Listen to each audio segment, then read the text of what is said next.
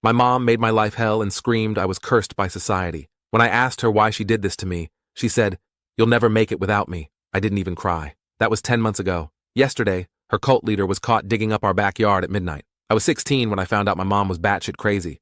She's always been one of those one with nature people, the type to be extremely against vaccines, shots, and non-homemade clothing, which in turn means I'm homeschooled. And instead of making a curriculum for me, giving me tests, or anything to prepare me for the real world, she just has me read a book for an hour a day. Oh, and of course, we are broke.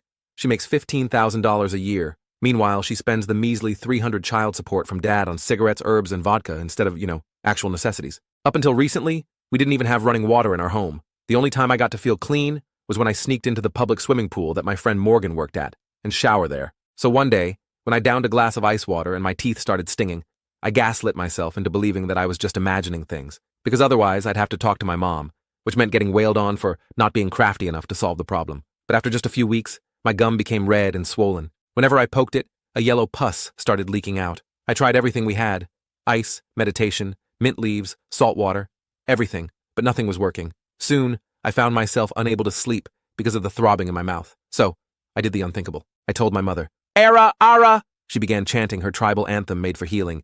"You are being cursed by societal norms! Get away from me!" I pinched the bridge of my nose, hating myself for even just hoping she'd react normally for once. I was in so much pain that I didn't even want to deal with her antics, so I just left and called Morgan. I expected him to offer to drive me to an ER, but instead, he threatened me. He told me if I didn't call CPS in the next 48 hours, then he would do it himself. "Morgan, please just—" I tried to plead with him, but he hung up. So I resorted to my next best option, my father. I literally hadn't even seen him in 5 years, but I was desperate. Unfortunately, I forgot that anyone crazy enough to be willingly associated with my mother is probably insane. So, when I arrived through the door and saw him passed out on the couch, surrounded by dozens of Blue Moon cans, I couldn't even blame him. I just stole the dollar bills out of his pocket and left. When I got home, I was greeted by my mother's spiritual healing circle friends. "OMG, drink this," one of them said, before handing me a strange herbal concoction that smelled like rotten eggs. "Purge him! Purge him!" another one yelled, while shoving burnt dried sage into my face. I couldn't even think through the pain and just shoved past them to get to my mother. But before I could even say anything, her hand met my face. Smack. "Whatever you want to say, don't. You'll never make it without me." Tears slipped out before I could stop them. I finally caved, left, and called CPS. I thought a social worker would bring me to a shelter, or at least tell my mom to stop hitting me. But no. Instead, she laughed.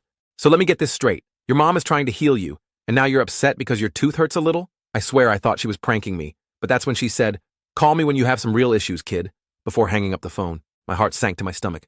I never realized how loud loneliness could get. That's when Morgan called. He asked me why I wasn't home. He has my location. And if I had called CPS yet. I tried to speak, but my throat was locked up. I practically choked on my tears. He didn't say anything, but in the background it sounded like someone was driving. I stayed on the phone because I just didn't want to be alone. Well, that's when it happened. Morgan showed up with his mom to pick me up. She drove me straight to the ER, and my case was so severe that I only waited 20 minutes to be seen. When all was said and done, I thought the worst was behind me. I was even ready to go back home and forgive my mom. I told myself the dental pain had made me spiral, that I had overreacted. But when I got out of the room and went to Morgan's mom, I saw she was in tears. "Honey, I called your mom to tell her where you were." I felt the blood drain from my face. I turned to Morgan, who was completely pale and staring at the ground. She was upset, and the police found her, hanging. My knees buckled to the floor. Morgan held me. The world felt like it was spinning, like it was laughing at me. And for the first time ever, I threw myself a party. A pity party, that is. I didn't deserve this. I didn't deserve to suffer at the hands of others just because I wasn't an adult yet. I didn't know what to do, but I knew I had to make them pay. But it wasn't so easy. First, Morgan's family took me in temporarily while the state figured out what to do with me. My dad sobered up enough to show up at the funeral, but not enough to take custody. He cried a lot and told me he was sorry, then disappeared again. The autopsy revealed my mom had been mixing her vodka with some kind of homemade herbal concoction. The coroner said it probably made her paranoid and unstable. No, shut. I could have told them that. I spent a few weeks in a group home while they tried to find a foster placement for me. It wasn't as bad as I expected. At least they had running water and actual food. The other kids mostly left me alone after I told them my mom culled herself because I went to the dentist. That tends to shut down conversations pretty quick. Then something weird happened.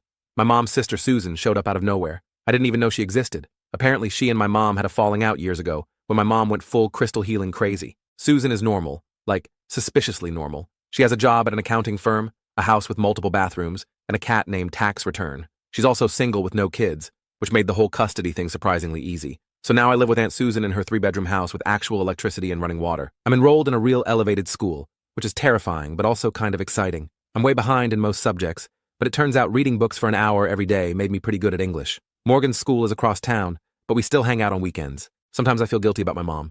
Like maybe if I hadn't gone to the hospital, she'd still be alive. But then I remember the dentist saying I could have died from that infection, and I try not to think about it too much.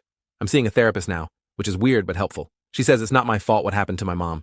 She says my mom was sick in a way that herbs and crystals couldn't fix. I'm trying to believe her. I was starting to adjust to my new life with Aunt Susan. It was weird having regular meals and a shower that actually worked. The first week, I must have taken like 5 showers a day just because I could. Susan never said anything about it, just kept buying more shampoo and towels. Sometimes I'd catch her smiling a little when she heard the water running again, like she understood what it meant to me. My new school was a whole different challenge, though. Turns out, reading whatever books I could find isn't exactly a comprehensive education. On my first day, I sat in algebra class staring at the board like it was written in hieroglyphics. The teacher, Mr. Peterson, asked me a question, and I just froze. Some kids laughed. I wanted to disappear. My face burned hot with embarrassment as I mumbled something about not knowing the answer. After class, this girl named Jordan came up to me. She had bright blue hair and more piercings than I could count. Her combat boots made little squeaking noises on the linoleum as she approached. "Don't worry about Peterson," she said. "He's a deek to everyone." She offered to help me catch up during lunch. I was so desperate I actually said yes. Jordan became my first real friend at school. She was smart as H-hole but had this fuck the system attitude that the teachers hated. We'd study together at lunch, and she never made me feel stupid for not knowing basic stuff. She had this way of explaining things that just made sense, breaking down complex problems into pieces I could actually understand. Things at home were stable, I guess. Susan was nice but awkward around me. She'd ask about my day and actually listen, which was new. She cooked real meals and made sure I had everything I needed for school. But sometimes I'd catch her staring at me with this sad look, like she was seeing my mom instead of me. I didn't blame her. Apparently, I have my mom's eyes and the same crooked smile. One night, about a month after moving in, I found her looking through an old photo album. There were pictures of her and my mom as kids, laughing and hugging. They looked so much alike, both with the same wavy brown hair and dimples when they smiled. "We were best friends," she said when she noticed me watching. "Until she met your dad and got into all that alternative lifestyle stuff." She sighed and closed the album. "I tried to help her, you know. After your dad left, I offered to let you both move in here, but she refused. Said I was Tammy Morgan by capitalism or something. That hit me hard. We could have had a normal life all along if my mom hadn't been so stubborn. I went to bed angry that night, feeling cheated out of years of stability. I stared at the ceiling fan spinning lazily above my bed, wondering how different my life might have been. The next day at school, I bombed a math test, completely failed. Mr. Peterson made this big show of handing it back to me, saying maybe I wasn't ready for public education. Jordan flipped him off when he turned around and got detention for it. The big red F on my paper felt like it was mocking me. I was sitting alone at lunch, feeling sorry for myself, when this guy named William sat down across from me. He was in my English class, the only subject where I wasn't completely lost. He had perfectly styled hair and wore polo shirts like they were a religion. "Heard you're living with Susan Winters now," he said, unwrapping his sandwich. I nodded, not really in the mood to talk. "My mom knows her from work, says she's got money." I shrugged. "I guess she has a normal job and a house, if that's what you mean." William leaned forward. "No, serious money. My mom says your aunt has a trust fund or something. From your grandparents." This was news to me. Susan lived comfortably but not extravagantly. Her house was nice but not mansion nice. She drove a used Honda. But then again, after living with my mom, my idea of rich might be skewed. My definition of wealth used to be having enough food in the fridge to last the week. After school, I asked Susan about it. She was chopping vegetables for dinner and nearly cut her finger when I brought it up. The non-fay clattered against the cutting board. "Who told you that?" she asked, her voice weirdly tight. "Just some kid at school," I said. "His mom works with you?" Susan sighed and put down the knife. "It's complicated." "Yes, our parents left some money. I got my portion when I turned 30. Your mom was supposed to get hers too, but..." She trailed off, wiping her hands on a dishcloth. "But what?" I pressed. "She was not in a good place, using a lot of substances. Our parents put conditions on her inheritance. She had to get clean, get a real job, provide a stable home for you." Susan wouldn't meet my eyes. She never met those conditions. I felt like I'd been punched. "So what happened to her money?" "It's in a trust. For you. When you turn 25. Susan finally looked at me. I'm the trustee. My head was spinning. All those years of poverty, of no running water, of stealing from my passed-out dad just to eat. And there was money waiting the whole time? Money that could have been ours if my mom had just been normal? "How much?" I asked, my voice barely a whisper. Susan hesitated. "About 800,000. I actually laughed. It sounded crazy even to my own ears. $800,000. Enough to have changed everything. Enough to have given me a real childhood. Your mom knew," Susan said quietly. "She chose her lifestyle over the money, over providing for you properly. I went to my room and didn't come out for dinner. I lay on my bed staring at the ceiling, thinking about all the times I'd gone hungry or dirty or suck because we couldn't afford basic necessities. All the times my mom had ranted about the evils of capitalism while choosing to keep us in poverty. The irony was bitter in my mouth. The next day, I got a text from an unknown number. "Heard about your trust fund? Want to celebrate? Dad." Great. Somehow my deadbeat father had gotten wind of the money. I ignored the text, but he kept sending more throughout the day. By the time I got home from school, he'd sent 12 messages, each more desperate than the last. The last one just said, "We need to talk about your future son," with $3 sign emojis. I showed Susan the texts. Her face hardened in a way I hadn't seen before. "I'll handle this," she said, taking my phone. She blocked his number and called her lawyer right in front of me, asking about restraining orders. Her voice was calm, but I could see her knuckles turning white as she gripped the phone. That night, there was a knock at the door around midnight. I was still awake, scrolling through social media on the laptop Susan had bought me for school. I heard Susan's bedroom door open, then her footsteps down the hall. I crept to my door and listened, my heart suddenly pounding. "You need to leave, James." Susan's voice was ice cold. My dad. Of course he'd show up, Dorank. "I just want to see my kid," he slurred. "Got a right to see my own kid. You lost that right when you abandoned him years ago." Susan shot back. "The court agrees with me, by the way. Sole custody, remember?" There was a thud, like someone stumbling against the wall. "That money's half mine," my dad growled. "I put up with Diane's crazy A's for years. I deserve something." I'd heard enough. I stormed down the hallway and confronted him myself. He looked worse than the last time I'd seen him. Thinner, grayer, with bloodshot eyes and a scraggly beard. The smell of cheap whiskey radiated from him like a force field. "You deserve nothing," I said, surprising myself with how steady my voice was. "You left me with her. You knew how she was, and you left me there." He had the audacity to look hurt. "Kid, you don't understand? Get out," I cut him off. "Get out, or we're calling the cops." Susan already had her phone in hand. Dad looked between us, then spat on the floor and stumbled back out the door. Susan locked it behind him and put the chain on. I could hear him cursing as he walked away, his voice fading into the night. "I'm sorry," she said, putting an arm around my shoulders. I should have expected he'd find out somehow. I shrugged her off. "It's fine. Not the first time he's disappointed me." The next morning, Susan took me to her lawyer's office. Mr. Bradshaw was an older guy with kind eyes and a bow tie. His office smelled like leather and coffee. He explained the trust to me in simple terms. The money was mine when I turned 25, but Susan could release funds earlier for education, healthcare, or housing. My parents couldn't touch it, no matter what. "What about now?" I asked. "Can I use it for anything?" Mr. Bradshaw smiled. "That's up to your trustee. Susan has discretion for your benefit." I looked at Susan. "Could I use some to help Morgan? His mom's been struggling since she took me in that time." Susan seemed surprised, but nodded. "We could set up a scholarship fund for him, for college. That would be educational." For the first time since learning about the money, I felt good about it. Maybe I could use it to actually help people who deserved it. People who had been kind to me when I had nothing. But things got complicated fast. Somehow, word about my inheritance spread through school. Suddenly, people who'd never given me the time of day were sitting with me at lunch, inviting me to parties, offering to help with homework. It was obvious and pathetic. A girl who had literally called me dumpster boy 2 weeks earlier was now asking if I wanted to study together. Jordan was the only one who didn't change. "These vultures are ridiculous," she said, glaring at a group of girls who'd just invited me to a weekend beach trip. "Yesterday, Jessica called you homeless kid behind your back. Now she's your best friend." I appreciated Jordan's honesty, but the attention wasn't all bad. For once in my life, I wasn't invisible. I got invited to my first real party that weekend at some rich kid's house whose parents were out of town. The house was in one of those neighborhoods where all the lawns looked like they were trimmed with nail scissors. Susan was hesitant, but eventually agreed I could go. "Just be home by midnight and no drinking," she said. I promised, already knowing I'd probably break at least one of those rules. The party was in this massive house with a pool and everything. The moment I walked in, people greeted me like we were old friends. Someone handed me a red cup of something that definitely wasn't just soda. I took it, thinking about how my mom would have a meltdown seeing me with a poison commercial beverage, let alone alcohol. William found me by the pool. "Dude, you're like a celebrity now," he laughed, clinking his cup against mine. "How's it feel to be rich?" "I'm not rich," I corrected him. "I can't touch the money for years." He waved that off. "But you will be. That's what matters." He leaned closer. "Hey, some of us are going in on a beach house rental for spring break. It's like $500 each. You in?" Before I could answer, Jordan appeared at my side. "He's busy during spring break," she said, glaring at William. "Come on, I need to show you something," she added, pulling me away. She led me to a quieter part of the yard. "That guy's a leech," she said. "They all are. They just want your money." I was feeling the alcohol by then and got defensive. Maybe they just like me. "Did you ever think of that?" Jordan rolled her eyes. "Yeah, they suddenly like you right after finding out you're getting a trust fund. Total coincidence. You're just jealous," I snapped, immediately regretting it. The words hung in the air between us like poison. Her face fell. "Wow. Okay.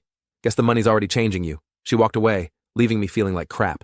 I drank more after that, trying to drown out the guilt. By midnight, I was definitely drunk and had completely forgotten my promise to Susan. I was sitting by the pool with my feet in the water when my phone rang. It was Susan. I ignored it, watching the screen light up and then fade to black. A few minutes later, William sat down next to me. "Dude, your dad's here." My head snapped up. "What?" "Some old guy at the front door saying he's your dad.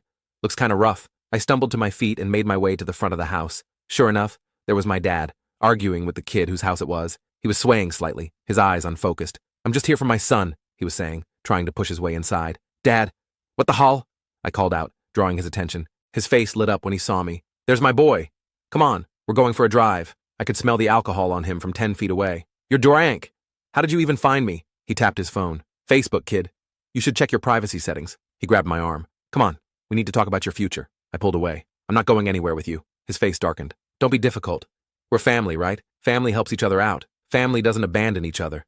I shut back. That's when he got nasty. Your mom called herself because of you know that? She called me that night, crying about how you'd betrayed her, going to a hospital behind her back. The words hit me like a physical blow. I've been trying not to think about that possibility for months. It felt like all the air had been sucked out of my lungs. That's not true, I said, but my voice wavered. She said she couldn't live with the shame of raising such an ungrateful child. He continued, twisting the knoff. Now you're living it up with your rich aunt while your mom is in the ground. I don't remember deciding to hit him. I just remember the shock on his face as my fist connected with his jaw and the pain shooting through my hand afterward. He stumbled backward, then lunged at me with a roar. The next few minutes were chaos. We were on the ground, him trying to pin me down, me fighting to get away. Kids were screaming and filming with their phones. Someone called the cops. I managed to knee him in the groin and scramble away just as police sirens became audible in the distance. Dad staggered to his feet, pointing at me. This isn't over, he slurred, then took off running down the street. I sat on the curb, shaking, as the police arrived. They took statements from everyone, including me. I called Susan, who showed up 20 minutes later looking terrified. She hugged me so tight I could barely breathe. I'm sorry, I kept saying. I'm so sorry. The police wanted to file charges against my dad for assaulting a minor, but I just wanted it to be over. Susan insisted, though, and by the end of the night, there was a formal complaint and a temporary restraining order in process. The ride home was silent. I expected Susan to yell at me for breaking my promises, for getting into a fight, for everything. Instead, she just asked if I was hurt and if I needed anything. Why aren't you mad? I finally asked, as we pulled into the driveway. She turned off the engine and sighed. Because I'm partly responsible. I should have anticipated James would react this way to the news about the trust. I should have protected you better. It's not your job to protect me from him, I said. Yes, it is. Her voice was firm. That's exactly what it is. I'm your guardian now, and I failed tonight. I didn't know what to say to that. No adult had ever taken responsibility for my safety before. The next morning, my hand was swollen and my head was pounding from the hangover. Susan brought me coffee and toast, along with some ibuprofen.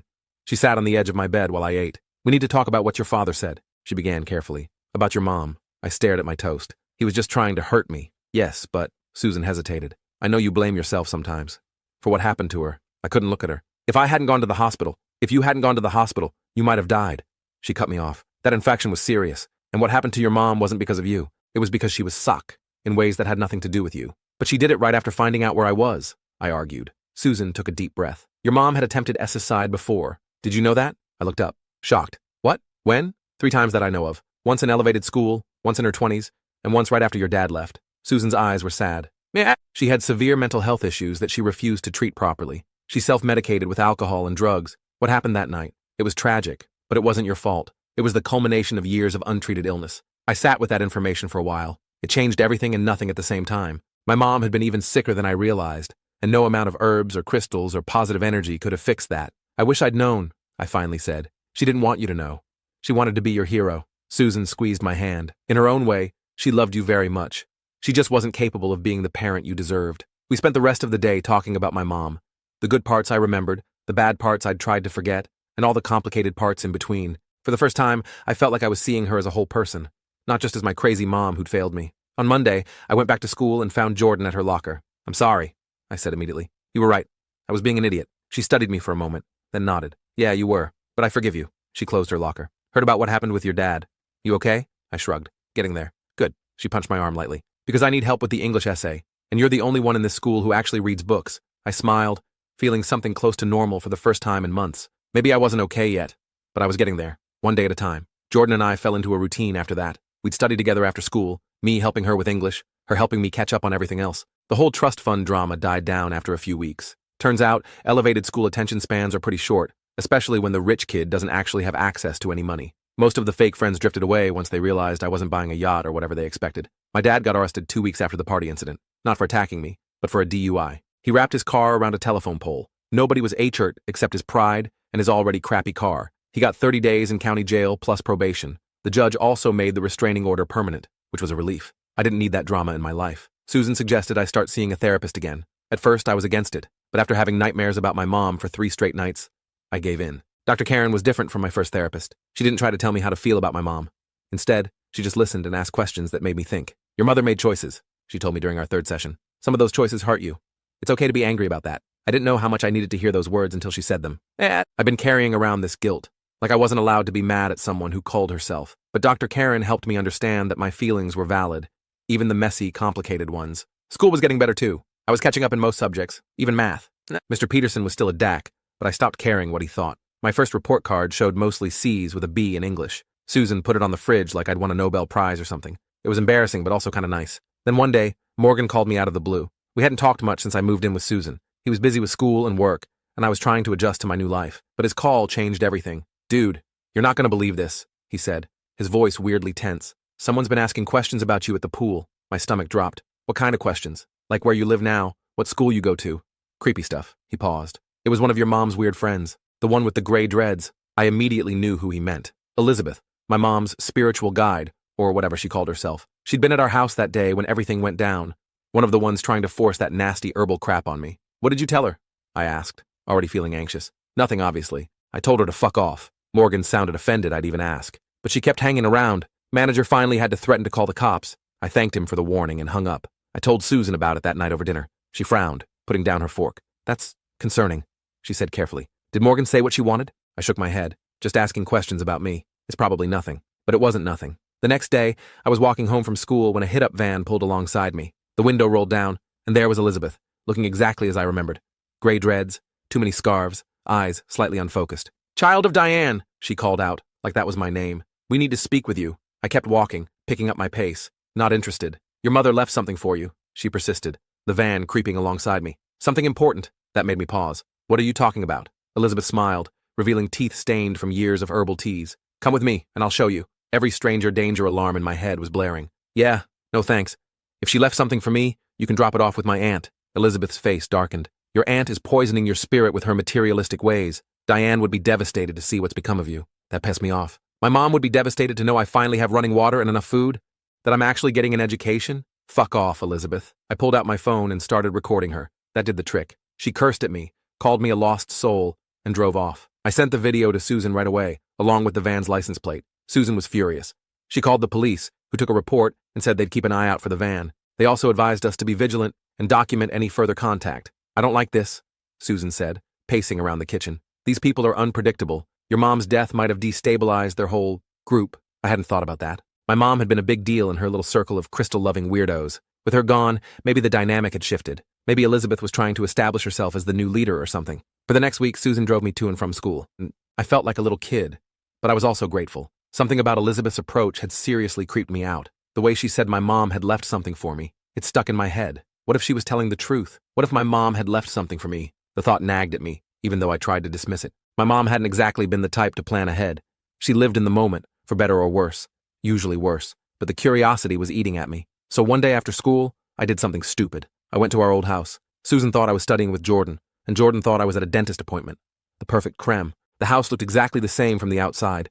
Small, run down, with peeling paint and an overgrown yard. But there was a "for rent" sign in the front yard now. I walked up to the door, not sure what I was expecting. It was locked, obviously. I peered through the windows, but the place looked empty. I was about to leave when I heard a voice behind me. I knew you'd come back eventually. I spun around to find Joseph, our old neighbor, standing there with his ever-present cigarette. He was in his 60s, with a permanent tan from working outdoors and eyes that always looked slightly suspicious. "Hey, Joseph," I said, trying to act casual. "Just checking on the old place." He grunted, taking a drag from his cigarette. "Those hippie friends of your mom's were here last week, making a racket, digging around in the yard at night." That got my attention. "Digging in the yard? Where?" Joseph pointed to the side of the house where my mom used to grow her medicinal herbs. "Over there, by that dead rosemary bush." I thanked him and walked around to check it out. Sure enough, the ground had been disturbed. There was a shallow hole, maybe a foot deep, partially filled back in. I looked around to make sure no one was watching, then started digging with my hands. About 6 inches down, my fingers hit something solid. A metal box, about the size of a thick book. I pulled it out, brushing off the dirt. It was an old cookie tin, the kind that usually contains sewing supplies in normal homes. But my mom had never been normal. I opened it right there, too curious to wait. Inside was a notebook, my mom's journal by the look of it, and a small cloth bag. I opened the bag first and nearly dropped it. It contained a roll of cash, at least a few $100s. There was also a small key with a tag that read, "Storage Unit Number 17, Access Storage." I stuffed everything back in the tin and hurried away from the house. My heart was pounding. What had my mom been hiding? And why were Elizabeth and the others looking for it? I didn't go straight home. Instead, I went to the public library, found a quiet corner, and opened the journal. Most of it was typical mom stuff. Rants about the government, recipes for herbal remedies, sketches of crystal formations. But the last few entries were different. "They're not what they seem," one entry read. "E and the others, using the group for their own gain. The ceremonies, the healings, it's all a front. I've seen what they're really doing with the money." My blood ran cold. The next entry was dated a week before she died. Found proof today. Records of everything. They'll call me if they know I know. Have to hide it all. For my son. He deserves the truth, even if he hates me for being part of it for so long. The final entry was from the day she died. He's gone to the hospital. I'm scared of what E and the others will do when they find out I've discovered their operation. I've moved everything to the storage unit. The truth, the evidence, all of it. If anything happens to me, I hope he finds this. I hope he understands someday that I did love him. In my broken way, I closed the journal, my hands shaking. This changed everything. My mom hadn't called herself because I went to the hospital. She called herself because she was afraid of Elizabeth and the others.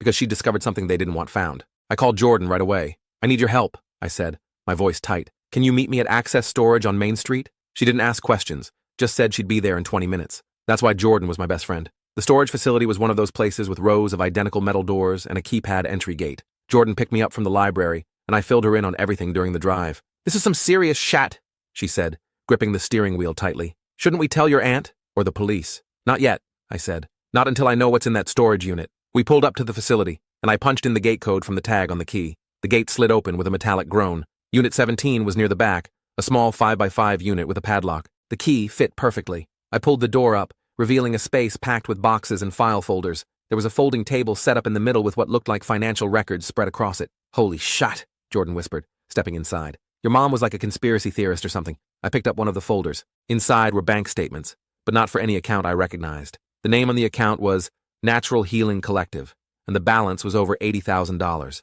This must be the group's money, I said, flipping through the statements. Look at these withdrawals. $2,000 here, $3,000 there, all in cash. Jordan was looking through another box. Dude, there's like a ton of cash in here. And, are these doc drugs? She held up a baggie of what looked like pills. Not the homemade herbal kind, but pharmaceutical pills in blister packs. I think your mom's healing circle was dealing prescription drugs, Jordan said, her eyes wide. Like, selling them to people who couldn't get them legally. It made a suck kind of sense. All those healing ceremonies where people would come out looking dazed and happy. I'd always assumed it was just the power of suggestion, or maybe some of my mom's stronger herbal concoctions. But prescription drugs?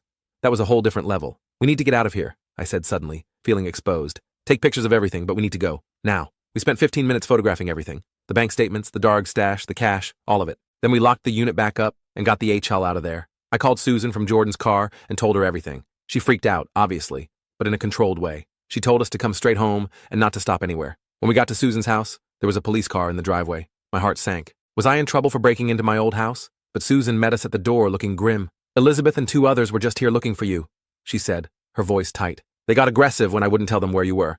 The neighbors called the police. The officer took our statements and looked at the photos on my phone. His expression grew increasingly serious. This is evidence of a significant operation, he said finally. Prescription DRG trafficking is a serious offense. I'm going to need to call this in. The next few days were a blur of police interviews and legal discussions. Turns out my mom had stumbled onto a DRG operation. Elizabeth and the others had been using the healing circle as a front to sell prescription DRGs to desperate people who couldn't afford healthcare. They'd been making thousands of dollars a month, and my mom had been an unwitting part of it until she figured it out. The police raided the storage unit and found enough evidence to arrest Elizabeth and 5 others.